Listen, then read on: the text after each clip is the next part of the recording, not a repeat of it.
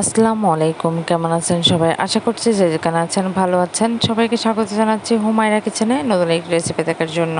আজকের রেসিপিতে থাকছে কলমি শাক ভাজি। এই তো শাকগুলোকে আমি ধুয়ে পানি ঝরিয়ে নিয়েছি। এখানে পেঁয়াজ, মরিচ, রসুন কেটে নিয়েছি। এখন আগে শাকগুলোকে ভাপিয়ে নিব। একটা কড়াইয়ের মধ্যে শাক দিয়ে দিচ্ছি, উপর দিয়ে পরিমাণ মতো লবণ দিয়ে ঢেকে দিতে হবে।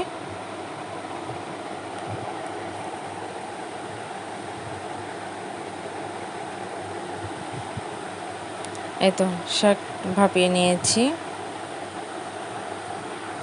আমার প্রায় শাক ভাপানো হয়ে গেছে।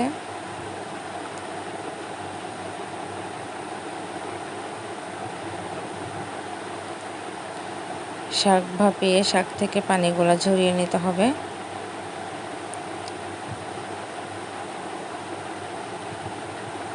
এখন অন্য আরেকটা কড়াইয়ে তেল দিয়ে নিচ্ছি।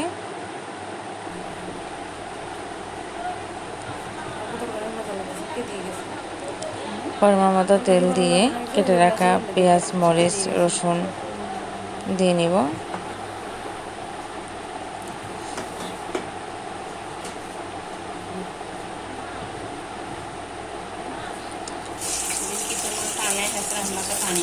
দিয়ে ভালো করে লাল লাল করে ভেজে নিতে হবে।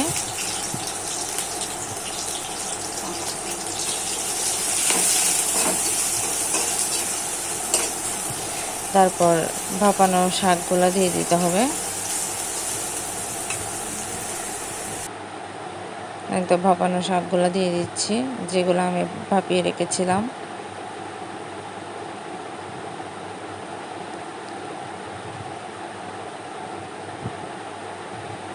এই তো হয়ে গেছে শাক ভাজি, কলমি শাক ভাজি।